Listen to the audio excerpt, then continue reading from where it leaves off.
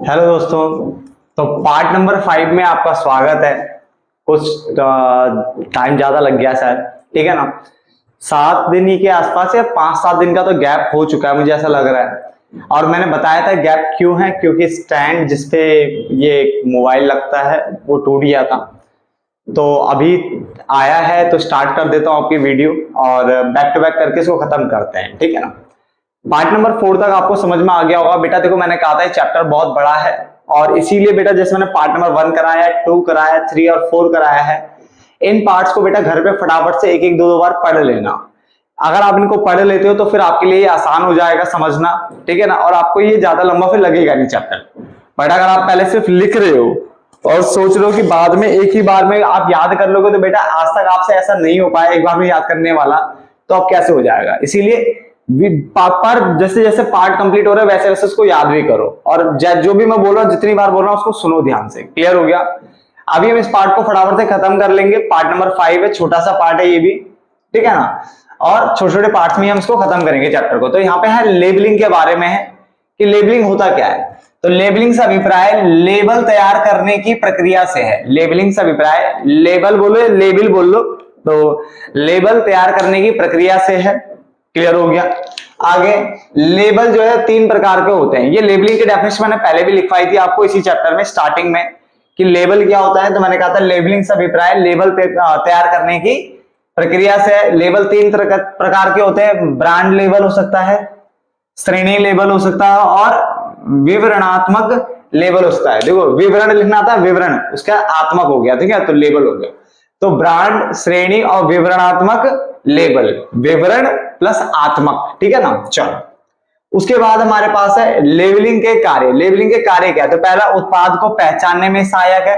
Simple simple से लगभग सबके एक जैसे ही है। सेल को बढ़ाने में, विक्रय को बढ़ाने में सहायक है। श्रेणियन यानी जो क्लासिफिकेशन आप करते हो, ठीक है, टेबुलर फॉर्म में डालना है सब में, तो वो कर सकते हैं यहां से। यानी जैसे grade A, grade B, grade C, grade डालते हो ना कि ये ग्रेड ए वाला प्रोडक्ट अच्छा है, थोड़ा थोड़ा बेकार तो ग्रेड बी में डाल लो, और बेकार तो सी डालो। इस टाइप से कैटेगरी बनाते हो ना, वो आप बना समझ सकते हो। उसके अलावा कानूनी रूप से अनिवार्य जो वैधानिक जानकारी होती है, ठीक है, वो यहाँ पे दी जाती है। यानी हर पैकेट में ये लिखा रहता है कि उसमें क्या क्या, जैसे मान लो कोई चिप्स है तो उसमें चिप्स बनाने के लिए क्या क्या चीज यूज किया है, क्या है, सब कुछ यहाँ पे लिखा जाता है। जो कि कानूनी रूप से मांगा गया है वो आपको बताना होता है। इसका मतलब वैधानिक आवश्यकता को ये पूरा करता है। उसके अलावा सूचना का स्रोत है, यानी ये एक तरह से सूचना का क्या स्रोत है। तो यहां तक समझ लेते हैं। लेबलिंग, लेबल तैयार करने की प्रक्रिया को लेबलिंग कहते हैं। लेबल 3 तरह का हो सकता है। ब्रांड लेबल, श्रेणी लेबल, ब्रांड में जो ब्रांड नेम है उससे उसको ध्यान में रखा जाता है। श्रेणी लेबल में बेटा ग्रेड दिए जाते हैं कि जैसे मान लो आम है तो आम की भी बेटा अलग अलग कैटेगरीज होती है। ग्रेड ए का आम है, ग्रेड बी का, ग्रेड सी का, इस तरह से हम डालते हैं, ठीक है ना।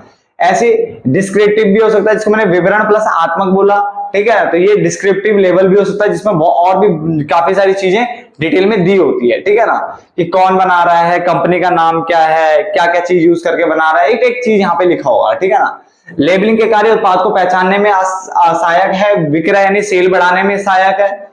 उसके अलावा श्रेणियन में सहायक है, यानी ये सूचना का स्रोत भी है साथ में। श्रेणियन का में सहायता का मतलब क्या होता है, ये ग्रेड ग्रेड देता है, ग्रेड के अकॉर्डिंग क्लासिफाई करता है। सूचना में सहायक है और सूचना का स्रोत हो गया। उसके अलावा कानूनी रूप से जितनी भी अनिवार्य वैधानिक जानकारी होती है वो ये दे देता है, यानी वैधानिक आवश्यकता को ये पूरा करता है। क्लियर हो गया। उसके बाद आते हैं पैकेजिंग, यानी शांत विक्रयकर्ता क्या होता है। पैकेजिंग को शांत विक्रयकर्ता भी कहते हैं, ये नाम याद रख लेना, ये बहुत सारे बच्चों को नहीं पता होता। पैकेजिंग को शांत विक्रयकर्ता भी बोलते हैं। क्लियर हो गया।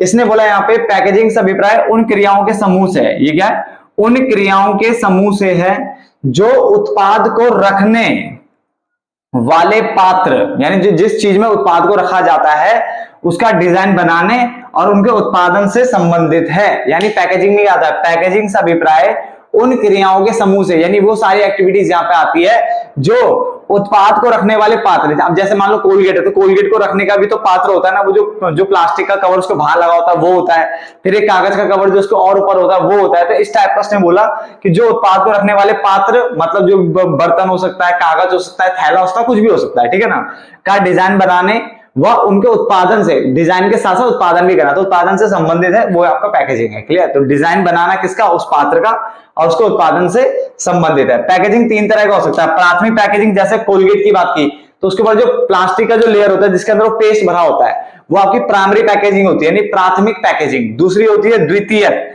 उसके बाद एक जब आप लेने जाते हो तो एक ना कागज का डब्बा भी होता है उसके बाहर, वो द्वितीय पैकेजिंग का आता है। फिर आता है परिवहन पैकेजिंग। अब क्या, जैसे मान लो मुझे एक जगह से दूसरे कोलगेट लेके जाना है, तो मैं एक ही कोलगेट लेके जाता हूँ नहीं ना, उनका एक बड़े बड़े जो क्या नाम है गत्ते होते हैं, गत्तों का एक बड़ा बड़े डब्बे डब्बे में क्या है उनको भरा जाता है फिर भेजा जाता है। तो वो जो कार्टून टाइप के बड़े बड़े डब्बे एंड ऑल होते हैं ना, वो यहाँ पे क्या है उनको वो यूज होते हैं परिवहन पैकेजिंग में। इसका मतलब उसको परिवहन पैकेजिंग बोलते हैं। दोबारा बोल रहा हूँ, सपोज करो मैं ये मार्कर है, ठीक है ना, तो अगर मान के चलो इस मार्कर की अगर हम बात करते हैं, ये मार्कर को छोड़ते हैं, कोई और अच्छा सा एग्जांपल लेते हैं जो आपको जल्दी समझ में आए। टूथपेस्ट हमने ले लिया था, हम क्या ले सकते हैं, हैंड वॉश का पाउच आता है ना, हैंड वॉश का, उसको लेते हैं। तो हैंड वॉश का जो पाउच होता है ना बेटा, पाउच के जो पन्नी लगी होती है पाउच में ना, वो तो आपका हो गया प्राइमरी पैकेजिंग यानी प्राथमिक पैकेजिंग। दूसरा उसने बोला कि अगर आप इसको लेने जाते हो, देखो तो वो ना आपने देखा उसके ना, अगर आप एक दो लेके आते हो तो उसमें वो जालीदार वो मिलता है कपड़ा टाइप का, वो हो गया आपका द्वितीय पैकेजिंग। और अगर आप बहुत सारे मतलब होलसेल में भेजना है, इधर भेजना, तो वो बड़े बड़े गत्तों के होते हैं ना, उसमें रखे जाते हैं, तो परिवहन पैकेजिंग में वो आता है। क्लियर हो गया, समझ में आता है। वैसे बेस्ट एग्जांपल कोलगेट का ये होता है कि कोलगेट जैसे ये पेस्ट है, तो उसके ऊपर सबसे पहले प्लास्टिक की लेयर होती है, इसके अंदर पेस्ट भरा होता है, प्राथमिक पैकेजिंग होता है। उसके कागज वाला डब्बा होता है, ठीक है, वो द्वितीय पैकेजिंग होता है। फिर जैसे बहुत मतलब मुझे मान लो 1,00,000 पीस भेजने हैं, तो मैं बड़े बड़े वो डब्बे में भेजूंगा ना, तो उन डब्बों को क्या बोलते हैं, परिवहन पैकेजिंग बोलते हैं। क्लियर हो गया होगा यहाँ तक है। उसके अलावा पैकेजिंग का कार्य क्या है, बिल्कुल वही आसान सा। पहले तो पहचान में सहायक, सबके सब एक चीज में बहुत ज्यादा जरूरी है, पहचान में सहायक। उत्पाद को सुरक्षा मिल जाती है, उत्पाद को एक स्थान से दूसरे स्थान तक ले जाने में सुविधा मिल जाती है, और सेल बढ़ाने में भी ये सहायक है, जिसको हम बोलते हैं उत्पाद संवर्धन, यानी उत्पाद का प्रमोशन करना, ठीक है ना। तो उत्पाद की पहचान करने में सहायक, हम डब्बे एंड ऑल की पैकेजिंग से समझ जाते हैं कि ये क्या चीज है।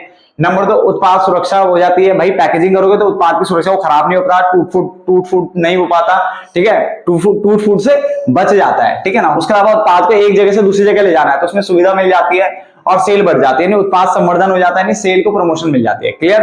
कई बार पैकेजिंग जितनी अट्रैक्टिव होती है ना, उतना ज्यादा सेल हो जाती है, लोग पैकेजिंग से भी लेते हैं, ठीक है। किंडर जॉय का एग्जांपल ले लो, आई थिंक किंडर जॉय बोलते हैं ना उसे, शायद वो जो आता है एग जैसा शेप का आता है, वो पैकेजिंग के बेस पे बिकता जाता है, देखा जाए तो, ठीक है ना। और उसके बाद थोड़ा जो बच्चों को उसका टेस्ट पसंद आता है, खिलौने पसंद आते हैं, क्या होता है उसके अंदर, ये वाला हो गया।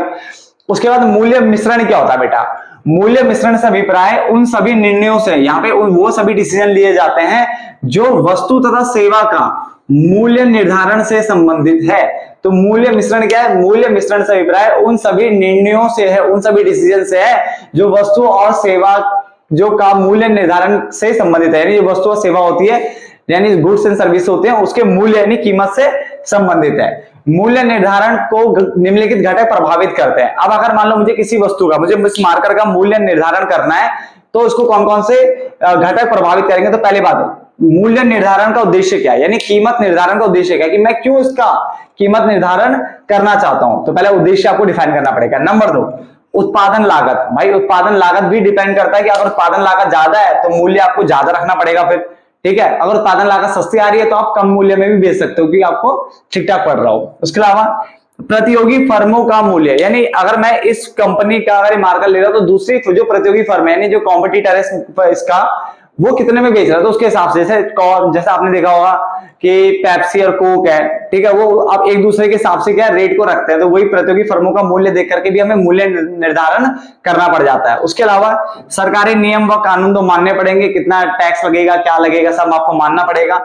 उसके अलावा उपयोगिता एवं मांग, यानी आपको वस्तु की उपयोगिता को भी ध्यान में रखना पड़ेगा। और उपयोगिता का मतलब क्या होता है, किसी वस्तु की क्या नाम है, वांट्स को सेटिस्फाई करने की पावर, यानी किसी वस्तु की वांट्स मतलब जो इच्छा है उसको संतुष्ट करने की जो ताकत होती है, उसको क्या बोला गया है, उपयोगिता बोलते हैं बेटा। और मांग आपको पता ही है, वस्तु को खरीदना, तो उपयोगिता और मांग की, लोग की मार्केट में मांग क्या चल रही है और क्या वो लोगों की जो इच्छा है उसको संतुष्ट कर पा रहा है, नहीं कर पा रहा, तो वो भी देखना पड़ता है। अगर वो लोगों की मांग मान लो उस मार्कर के लिए ज्यादा है और ये बहुत अच्छे से उसको संतुष्ट भी कर रहा है, तो मैं इसका रेट हाई भी रख सकता हूं, अच्छा रेट ले सकता हूं, ठीक है, पैसा कमा सकता हूं। तो उसने बोला पहला, कीमत निर्धारण, अगर आपको मूल्य निर्धारण करना है तो उसको कौन कौन से घटक प्रभावित करते हैं। पहला कि मूल्य निर्धारण का उद्देश्य क्या है। नंबर 2, उत्पादन लागत क्या है, लागत ज्यादा तो रेट ज्यादा रखेंगे, मूल्य ज्यादा रखना पड़ेगा। और उत्पादन लागत कम आ रही है तो मैं मूल्य भी क्या रख सकता हूँ, कम। प्रतियोगी फर्म, मेरा दूसरा जो कॉम्पिटिटर है उसका मूल्य क्या वो भी देखना पड़ेगा, उसके हिसाब से अपना मूल्य रखना पड़ेगा।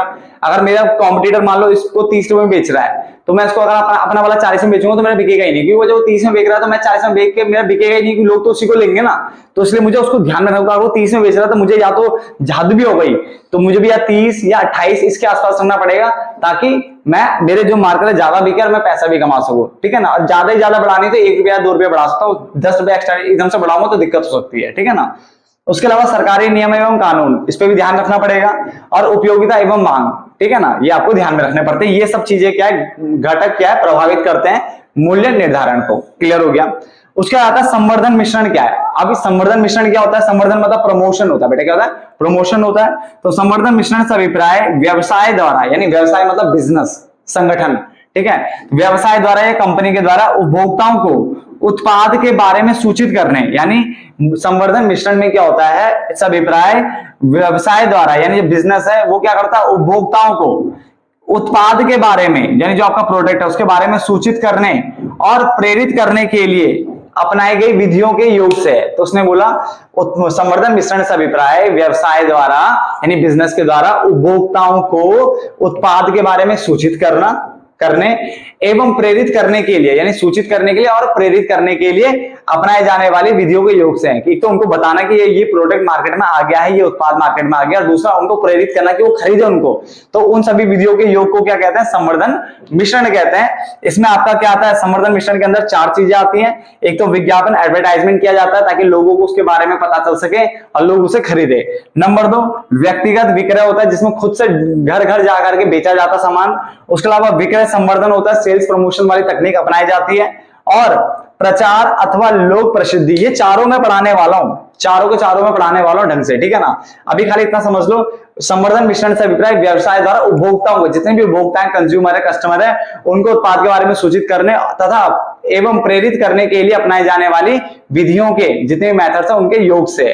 संवर्धन मिश्रण के अंदर क्या क्या तत्व उपकरण आते हैं, पहला विज्ञापन आता है, व्यक्तिगत विक्रय आता है, विक्रय संवर्धन आता है, और प्रचार अथवा लोक प्रसिद्धि आता है। क्लियर हो गया, ये 4 आते हैं। तो ये हमारा पार्ट नंबर 5 था बेटा, फटाफट से इसे नोट डाउन कर लो जहां तक आपको समझ में आ गया होगा, ठीक है ना। इसे फटाफट से नोट डाउन कर लो। इसके बाद पार्ट नंबर 6 में मिलेंगे, ठीक है, और उसको भी फटाफट से खत्म करेंगे ताकि हमने इनके बारे में अच्छे से पढ़ सके। मुझे बेटा चारों पढ़ाने अच्छे से, ठीक है, और उससे पहले इनको खत्म कर लेते हैं। क्लियर, चलो।